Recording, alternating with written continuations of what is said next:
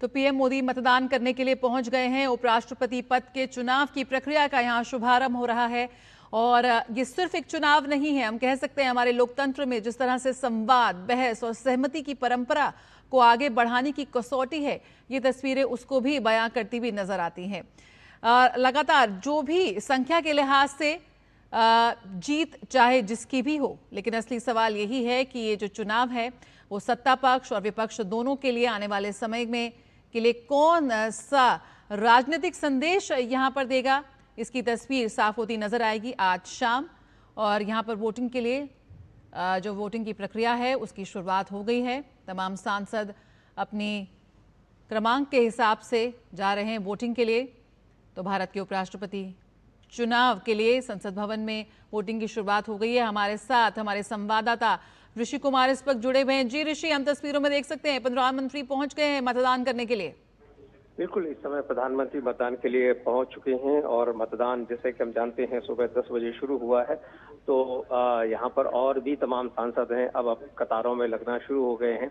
हमने देखा है कि सुबह सुबह प्रधानमंत्री नरेंद्र मोदी अपने मतदान के लिए उपराष्ट्रपति चुनाव प्रक्रिया में शामिल होने के लिए पहुंचे हैं और निश्चित तौर से ये तमाम सांसदों के लिए प्रेरणा भी है कि वो किस तरीके से जब शीर्ष नेतृत्व इस तरीके की मतदान की प्रक्रियाओं में शामिल होते हैं, इससे उत्साहवर्धन भी होता है कि अपना वोट हमें डालना है। हम जानते हैं कि उपराष्ट्रपति चुनाव की प्रक्रिया में किसी भी तरीके का कोई व्हिप पार्टी जारी नहीं करती है। यहाँ पर सांसद अपनी तरफ से स्वतंत्र होकर मतदान की प्रक्रिया में भाग लेते हैं। तो हमने देखा है कि चुनाव के दौरान दोनों ही पक्षों ने कोशिश की है कि अपने अपने पक्ष में जो मतदान है ज्यादा से ज्यादा कराया जाए, लेकिन जो आंकड़े हैं वो एनडीए उम्मीदवार के पक्ष में साफ दिखाई देते हैं, चाहे वो लोकसभा की बात हो चाहे वो राज्यसभा की बात हो। और अपने पक्ष को मजबूत करने के लिए, उसको उत्साहित करने के लिए इस समय हम देख रहे हैं कि प्रधानमंत्री नरेंद्र मोदी अपने मतदान के लिए संसद भवन परिसर में वसुधा पर पहुंच चुके हैं और अपना मतदान कर रहे हैं। जी बिल्कुल, यहाँ पर मुकाबला एनडीए उम्मीदवार सीपी राधाकृष्णन और इंडी ब्लॉक के प्रत्याशी जस्टिस बी सुदर्शन रेड्डी के बीच है। और जिस तरह से लगातार आंकड़ों के गणित पर और जो किसका पलड़ा भारी है, लगातार इस पर हम चर्चा कर रहे हैं यकीनन। लेकिन आज शाम जब इसका नतीजा आएगा तो सिर्फ एक व्यक्ति की जीत नहीं होगी, बल्कि किस तरह से एक लोकतांत्रिक राजनीति के एक नए संतुलन की भी तस्वीर साफ होती नजर आएगी। जुलाई में उपराष्ट्रपति जगदीप धनखड़ ने स्वास्थ्य कारणों का हवाला देते हुए इस्तीफा दे दिया था और उसके बाद से इस पूरे चुनाव की प्रक्रिया की शुरुआत हुई है। यकीनन ऋषि, हम देख रहे हैं किस तरह से ये पूरी चुनाव की प्रक्रिया आगे बढ़ रही है। लगातार जो आंकड़े हैं, किसका पलड़ा भारी, इसी पर ही लगातार चर्चाओं का दौर जारी है। लेकिन जिस तरह से ये वोटिंग हो रही है वो भी एक बेहद दिलचस्प है और ये पूरी प्रक्रिया को देखने का भी देश की जनता को एक मौका मिल रहा है। और नए संसद भवन में पहली बार वोटिंग हो रही है। बिल्कुल, नए संसद भवन में ये पहली बार वोटिंग हो रही है और उपराष्ट्रपति चुनाव इस समय नई संसद भवन के वसुधा क्षेत्र में है। और हम देख रहे हैं कि इस समय राज्यसभा के जो उपसभापति हैं वो भी पहुंच चुके हैं, केंद्रीय कानून मंत्री भी हैं, सूचना प्रसारण राज्य मंत्री भी हैं। और हम देख रहे हैं कि प्रधानमंत्री नरेंद्र मोदी अपना वोट डालकर वो बाहर आ चुके हैं और बाकी के जो सांसद हैं वो भी कतारों में हैं।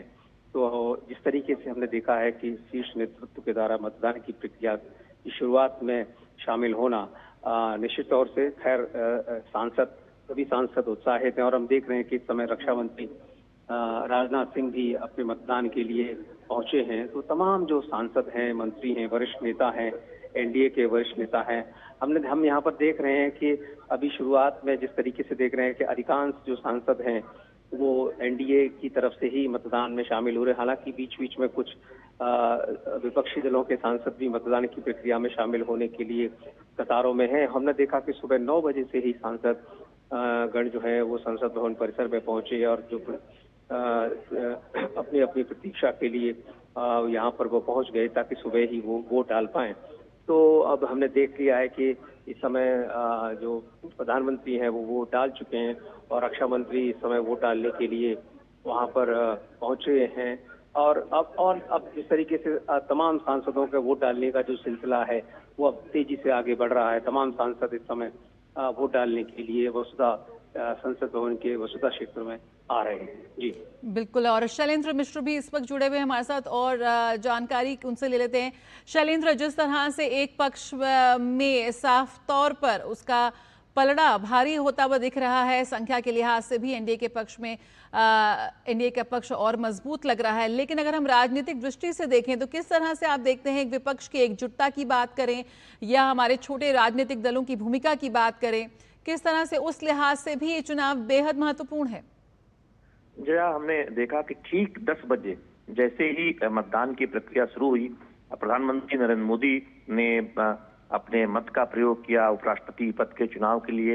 एनडीए का जहां तक सवाल है, एनडीए के पास बहुमत का आंकड़ा है और हमने देखा है कि 3 दल उन्होंने इस चुनावी प्रक्रिया में अपने सांसदों को शामिल नहीं करने का फैसला किया। उसमें बीजेडी, बीआरएस और अकाली दल, जिसके एक सांसद अकाली दल का लोकसभा में है। तो वो लोग न तो एनडीए उम्मीदवार के साथ हैं, ना ही इंडी गठबंधन के उम्मीदवार के साथ हैं। लेकिन अंकगणित का जहां तक सवाल है, वो एनडीए उम्मीदवार सीपी राधाकृष्णन के पक्ष है और एनडीए खेल में दावा कर रहा है कुछ और सांसदों का भी सहयोग मिल सकता है। हमने देखा कि जो राज्यसभा और लोकसभा सांसदों के साथ साथ राज्यसभा सांसद इस वक्त नामित, उनको भी मतदान का अधिकार है। चूंकि उपराष्ट्रपति का जो पद होता है राज्यसभा के सभापति के रूप में भी काम करता है, तो निश्चित तौर पर हम अगर देखें तो एनडीए को न केवल लोकसभा में एक बहुमत हासिल है, बहुमत के आंकड़े से ऊपर है, बल्कि राज्यसभा में भी को मिला ले और एनडीए के सहयोगियों को मिला ले तो वो आंकड़ा बहुमत से ऊपर हो जाता है। तो अगर आप लोकसभा और राज्यसभा के आंकड़े देखें तो जो जरूरी संख्या चाहिए उससे ऊपर संख्या है। हम देख रहे हैं कि जारी है। प्रधानमंत्री नरेंद्र मोदी ने अपने मत का प्रयोग किया है, रक्षा मंत्री राजनाथ सिंह ने अपने मत का प्रयोग किया और तमाम जो केंद्रीय मंत्री या फिर एनडीए के सांसद या अन्य दलों के जो सांसद हैं वो एक एक करके अपने मताधिकार के प्रयोग के लिए जा रहे हैं। आप हरिवंश जी को देख रहे होंगे, इस वक्त वो यहाँ पर दिखाई दे रहे हैं। इसके साथ ही साथ तमाम जो सांसद हैं वो एक तरह से क्रमबद्ध तरीके से मतदान प्रक्रिया में हिस्सा लेते हुए। हम जानते हैं कि एक विशेष पेन का इस्तेमाल करना होता है जब उपराष्ट्रपति पद का चुनाव होता है, उसमें प्राथमिकता वाला जो मतदान है वो सुनिश्चित करना होता है। तो उस पूरी प्रक्रिया के तहत ये आज सुबह 10 बजे से मतदान शुरू हुआ। प्रधानमंत्री नरेंद्र मोदी ने सबसे पहले मतदान किया, रक्षा मंत्री राजनाथ सिंह मतदान की प्रक्रिया में हिस्सा ले चुके हैं और आप देखें कि तमाम सांसद, उसमें एनडीए की भी सांसद हैं और इंडी गठबंधन के सांसद भी हैं, जिसमें समाजवादी पार्टी और तमाम दलों के जो सांसद हैं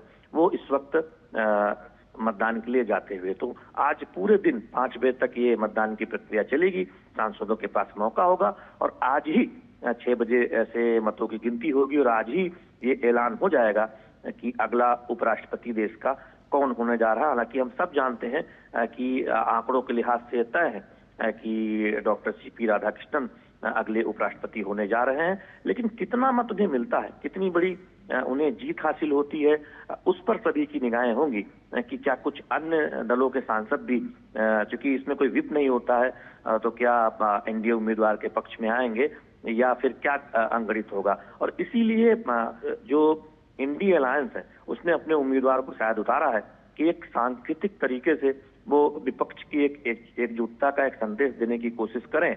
और हमने देखा कि इंडी गठबंधन की एक बैठक भी हुई कल पूर्व संध्या पर और उसमें एकजुटता की बात की गई, लेकिन जो आंकड़ा है वो पूरी तरह से एनडीए गठबंधन के उम्मीदवार के पक्ष में है। और ऐसा प्रतीत होता है कि आज जब शाम को मतदान खत्म होगा और मतदान के बाद गिनती की प्रक्रिया संपन्न होगी, तब औपचारिक तौर पर डॉक्टर सीपी राधाकृष्णन जो एनडीए के उम्मीदवार हैं उनके नाम का ऐलान किया जाएगा। लेकिन आज आप लोकतंत्र की एक खूबसूरत तस्वीरें देख रहे हैं जब उपराष्ट्रपति पद के लिए चुनाव प्रक्रिया शुरू हो चुकी है, मतदान शुरू हो चुका है। कांग्रेस के तमाम सांसद इस वक्त आप देख रहे हैं कि वो कतार में मतदान के लिए आते हुए आप तस्वीरों में देख रहे हैं। संसदीय कार्य राज्य मंत्री, सूचना प्रसारण राज्य मंत्री डॉक्टर एल मुरुगन और संसदीय कार्य राज्य मंत्री भी इस वक्त आप इन तस्वीरों में देख रहे हैं। कई सांसदों से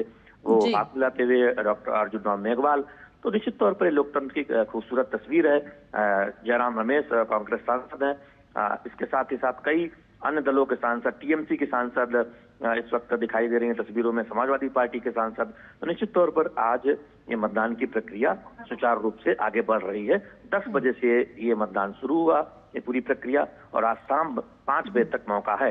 आप तस्वीरों में देख रहे हैं पीएमओ में राज्य मंत्री डॉक्टर जितेंद्र सिंह, पूर्व केंद्रीय मंत्री अनुराग ठाकुर। तो निश्चित तौर पर ये एक तरह से ये तस्वीरें बताती है कि हमारी लोकतंत्र की कितनी खूबसूरती है।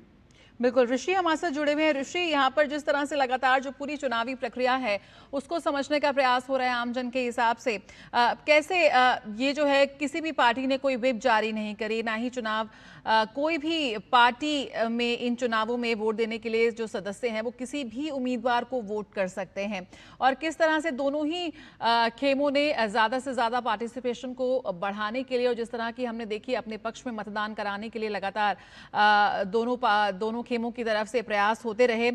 किस तरह से देखते हैं अभी जो पूरी चुनावी प्रक्रिया आगे बढ़ रही है? शुरुआत यहाँ पे प्रधानमंत्री नरेंद्र मोदी ने की एक विशेष दाई के जरिए, यहाँ पर उन्होंने जो उम्मीदवार को वो चाहते हैं उनका एक संख्या इस तरह से लिखनी होती है। अगर पूरी चुनावी प्रक्रिया को एक बार फिर आप समझाना चाहें। हाँ बिल्कुल, देखिए जहाँ तक चुनावी प्रक्रिया की बात करें तो चुनावी प्रक्रिया निश्चित तौर से हम जानते हैं कि दोनों ही सदनों के जो सांसद हैं, जिसमें नॉमिनेटेड मेंबर राज्यसभा के हैं, वो भी भाग लेते हैं, जबकि राष्ट्रपति के चुनाव में वो भाग नहीं लेते हैं। और इस चुनाव में दोनों ही सदनों के सभी सांसद इस समय चुनावी प्रक्रिया में भाग ले रहे हैं, और जो मतपत्र के माध्यम से और एक विशेष पैन दिया जाता है भारत निर्वाचन आयोग की तरफ से, सिर्फ उसी से अपने उम्मीदवार का जो प्राथमिकता है वो तय की जाती है। और हम जानते हैं कि इसमें सिर्फ सांसद ही वोट करते हैं, तो प्रत्येक सांसद के जो वोट है वो एक समान होता है, यानी कि एक ही माना जाता है। जबकि अगर हम राष्ट्रपति के चुनाव में देखें तो अलग अलग राज्यों के विधायकों के और उस हिसाब से उनके वोट का मूल्य तय होता है, तो वो एक जटिल प्रक्रिया होती है। लेकिन यहाँ पर सिर्फ और सिर्फ एक सांसद का एक वोट का मूल्य होता है। तो यहाँ पर जिस तरीके से हम देख रहे हैं कि अलग अलग अब दलों के जो सांसद हैं वो पहुंच रहे हैं। हमने देखा कि सुबह सबसे पहले प्रधानमंत्री नरेंद्र मोदी आए और उपराष्ट्रपति चुनाव की प्रक्रिया में भाग उन्होंने लिया, अपना मतदान किया। उसके बाद रक्षा मंत्री हैं, तमाम जो मंत्रीगण हैं वो यहाँ पर आ रहे हैं, विपक्ष के जो तमाम नेता हैं। और एक तरीके से हम यहाँ पर जो देख रहे हैं, दोनों ही पक्ष विपक्ष के जो सांसद हैं उनके बीच में जो वार्तालाप है और जो एक दूसरे के साथ संवाद है वो बहुत खुशनुमा है। एक दूसरे के साथ हाथ मिला रहे हैं, गले मिल रहे हैं। तो एक लग रहा है कि जो भारत की जो डेमोक्रेसी है, मैच्योर डेमोक्रेसी की जो झलक है वो यहाँ पर इन चुनावों में दिखाई दे रही है। सभी जानते हैं कि कौन किसके साथ है, कौन किसके विरोध में है, लेकिन यहाँ सभी इस बात को स्वीकार कर रहे हैं कि हम एक ऐसी लोकतांत्रिक प्रक्रियाओं में भाग ले रहे हैं जिसमें हम भारत के उपराष्ट्रपति पद के लिए जो चुनाव है उसमें अपना मत व्यक्त कर रहे हैं। साथ ही साथ हम जानते हैं कि उपराष्ट्रपति जो हैं वो राज्यसभा के सभापति भी होते हैं। इसी वजह से जो खास तौर से जो राज्यसभा के जो सांसद हैं उनके बीच में ज्यादा उत्सुकता देखी जा रही है, ज्यादा कौतूहल है, क्योंकि वो जानते हैं कि इस प्रक्रिया के पूरे होने के बाद आज शाम तक उन्हें ये क्लियर ही है वैसे तो आंकड़ों के हिसाब से, लेकिन ये तय हो जाएगा कि उनके जो सभापति हैं वो कौन होंगे। अभी हमने देखा कि राज्यसभा के उपसभापति हरिवंश भी आए, उन्होंने अपना मतदान किया।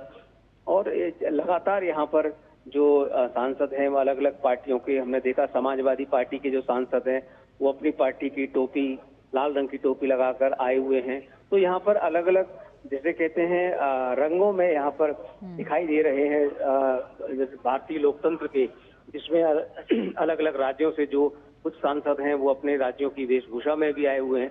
तो एक मनोहारी दृश्य कह सकते हैं कि संसदीय परंपराओं का जो दूसरे स्थान के शीर्ष पद के लिए जो मतदान चल रहा है, जिसमें सिर्फ और सिर्फ सांसद भाग ले रहे हैं, वैसी प्रक्रिया में हम कह सकते हैं कि जो माहौल है बहुत लोकतांत्रिक है। और हम देख रहे हैं कि इस समय तृणमूल कांग्रेस के जो सांसद हैं और एक लंबी कतार यहाँ पर हम देखा है कि सुबह से ही सांसदों का आना यहाँ पर शुरू हो गए।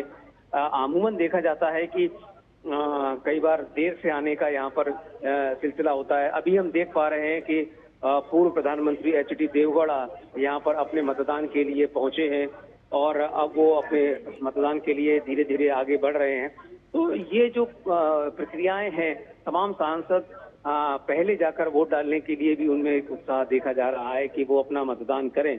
और इस समय हम देख रहे हैं कि कांग्रेस के भी जो तमाम सांसद हैं वो कतारों में हैं और एक एक करके सांसदों को यहाँ पर मतदान के लिए आगे की प्रक्रिया के लिए छोड़ा जा रहा है, क्योंकि एक जगह पर भीड़ ना हो इस वजह से। तो अलग अलग स्थानों से, अलग अलग कॉरिडोर से जो सांसद हैं वो यहाँ पर पहुंच रहे हैं और सिक्योरिटी इस बात को मैनेज कर रही है कि किसी को कोई तकलीफ ना हो और बहुत ही सुगमता से मतदान की प्रक्रिया को आगे बढ़ाया जा सके। जैसे कि हम देख रहे हैं कि इस समय पूर्व प्रधानमंत्री एचडी देवगौड़ा भी अपने मतदान के लिए यहाँ पर पहुंचे हैं और अब वो मतदान करने के लिए आगे भी बढ़ रहे हैं। जी बिल्कुल। शैलेंद्र हमारे साथ जुड़े हुए हैं। शैलेंद्र मिश्र, लगातार भारतीय राजनीति में जो क्षेत्रीय दल हैं, जो छोटे दल हैं, उनके बढ़ते वजन को लेकर भी लगातार चर्चा हो रही है। आज इस उपराष्ट्रपति चुनाव में अगर हम बात करें तो बीजेडी, बीआरएस, इन दलों ने अपनी दूरी बनाई है। उसको लेकर किस तरह की प्रतिक्रिया सामने आ रही है या क्या कुछ कारण इसका लेकर निकल कर आ रहा है एक न्यूट्रल नीति के साथ आगे बढ़ते हुए? का कहना है कि वो ना तो एनडीए के साथ खड़े हैं और ना ही इंडी गठबंधन के दल दरअसल अपने राज्य की राजनीति के हिसाब से फैसले लेते हैं, उनकी अपनी रणनीति होती है। लेकिन वाईएसआर कांग्रेस, वाईएसआर सीपी, उसने एनडीए उम्मीदवार के समर्थन का फैसला किया है। अकाली दल से एकमात्र सांसद संसद में आते हैं, उन्होंने भी इस चुनावी प्रक्रिया में हिस्सा नहीं लेने का फैसला किया है। इसके साथ ही साथ आप देखें कि बीजेडी के अलावा जो बीआरएस पार्टी है वो भी इस चुनावी प्रक्रिया में हिस्सा नहीं ले रही है। हर दल की अपनी एक रणनीति होती है, लेकिन आप तमाम क्षेत्रीय दलों को देखें जो एनडीए के हिस्सा है, अगर आप देखें उसमें एलजेपी, जेडीयू या फिर जतिन राम मांझी की पार्टी, हम पार्टी, बिहार से ये पार्टियां आती हैं। इसके साथ ही साथ आप देखें अनुप्रिया पटेल जो अपना दल उत्तर प्रदेश से उनकी पार्टी आती है, और भी तमाम जो दल हैं जो एनडीए के हिस्सा है या फिर एनडीए के साथ एक समान विचार रखते हैं, वो एनडीए उम्मीदवार के साथ खड़े हैं। दूसरी तरफ कांग्रेस और उनके जो सहयोगी दल हैं, उसमें समाजवादी पार्टी हो या फिर अन्य सहयोगी जो दल हैं, आप देखें जेएमएम, उन दलों ने या फिर डीएमके, वो उन दलों ने इंडी गठबंधन के उम्मीदवार के पक्ष में, सुदर्शन रेड्डी के पक्ष में मतदान करने का फैसला किया है। तो निश्चित तौर पर क्षेत्रीय दलों की भूमिका महत्वपूर्ण है, लेकिन ज्यादातर जो प्रमुख क्षेत्रीय दल है वो किसी एक गठबंधन का हिस्सा है, या तो फिर वो एनडीए सत्ताधारी गठबंधन का हिस्सा है या फिर कुछ क्षेत्रीय दल कांग्रेस की अगुवाई वाली इंडी गठबंधन का हिस्सा है। तो निश्चित तौर पर उनकी एक महत्वपूर्ण भूमिका है और जीत हार के अंतर में ये स्पष्ट तौर पर परिलक्षित भी होगा कि कितने क्षेत्रीय दल किन गठबंधन के साथ खड़े थे। लेकिन चूंकि मोटा मोटी ये स्पष्ट है, दो तरफ से उम्मीदवार उतारे गए हैं। एक सत्ता इसमें बीजेपी के जो सहयोगी हैं, गठबंधन है, तकरीबन आप हर प्रमुख राज्य में एक सहयोगी देखते हैं।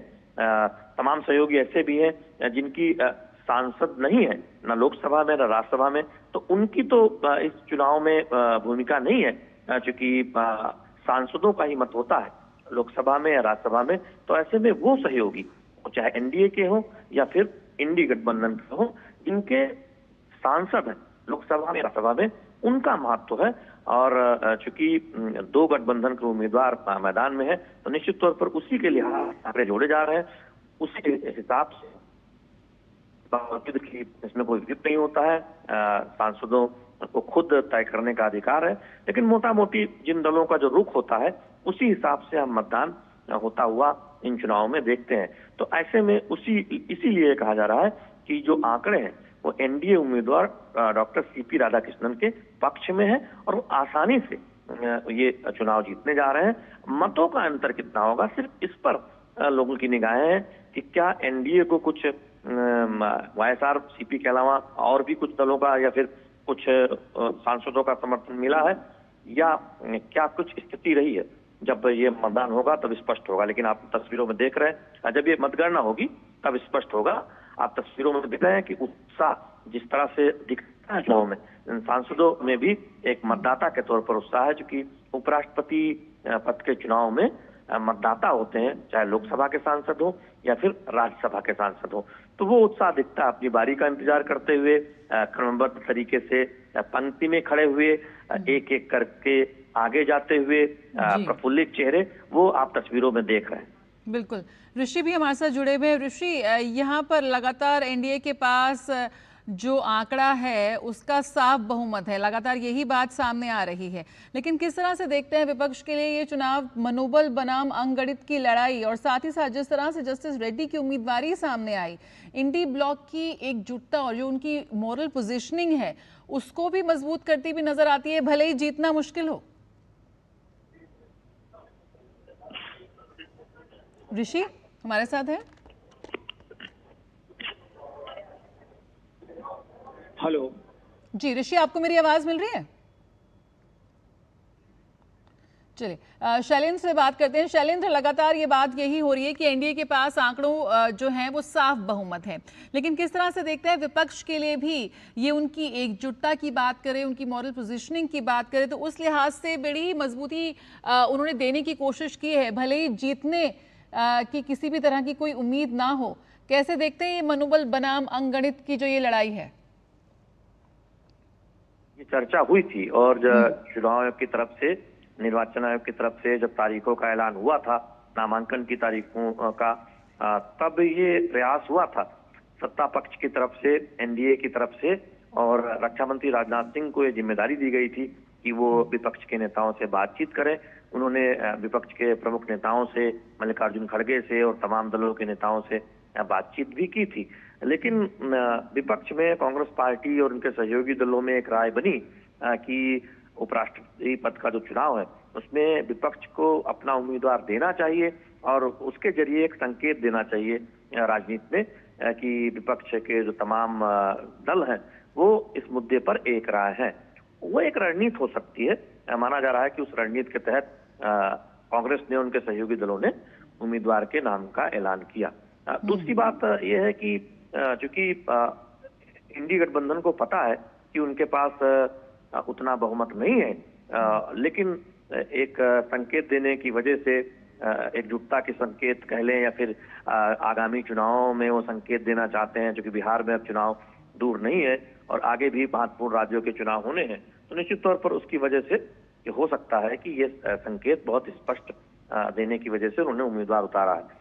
जहां तक एनडीए का सवाल है, एनडीए का रुख पहले से स्पष्ट था कि अगर इस पद पर एक सर्वानुमति बने तो निश्चित तौर पर यह बेहतर होगा कि उम्मीदवार सभी के सहमति के साथ उम्मीदवार उतारा जाए और इस पद पर कोई चुनाव जी की नौबत ना आए। इसके लिए प्रयास किया गया था, लेकिन जब विपक्ष का रुख उतना सकारात्मक नहीं रहा तो हम देख रहे हैं कि एनडीए गठबंधन ने भी उम्मीदवार उतारा और उसके बाद विपक्ष के सहयोगियों ने मिलकर एक उम्मीदवार उतारने का ऐलान किया और सीपी राधाकृष्णन एनडीए की तरफ से और विपक्ष की तरफ से सुदर्शन रेड्डी जी उम्मीदवार हैं। तो ये निश्चित तौर पर लोकतंत्र की खूबसूरती भी है, जो तस्वीरें बता रही हैं सहमति। बिल्कुल शैलेंद्र, इस वक्त हम तस्वीरें देख रहे हैं कि किस तरह से ये उपराष्ट्रपति पद का जो चुनाव होता है, क्या इसकी पूरी प्रक्रिया होती है। ये तस्वीरें सामने आ रही हैं जहां पर प्रधानमंत्री ने जब अपना वोट डाला, उसकी तस्वीरें इस वक्त हम देख सकते हैं कैसे यहाँ पर वो अपना वोट डालने पहुंचे। सबसे पहले जो वोट प्रक्रिया की शुरुआत यहाँ पर प्रधानमंत्री नरेंद्र मोदी ने किया है और कैसे ये पूरी वोट प्रक्रिया होती है। भारत के उपराष्ट्रपति पद का जो चुनाव है उसकी प्रक्रिया इस वक्त जारी है। संसद भवन में ये पहली बार उपराष्ट्रपति पद के लिए चुनावी प्रक्रिया हो रही है और कैसे प्रधानमंत्री नरेंद्र मोदी ने अपना वोट डाला आप तस्वीरों में देख सकते हैं इस वक्त।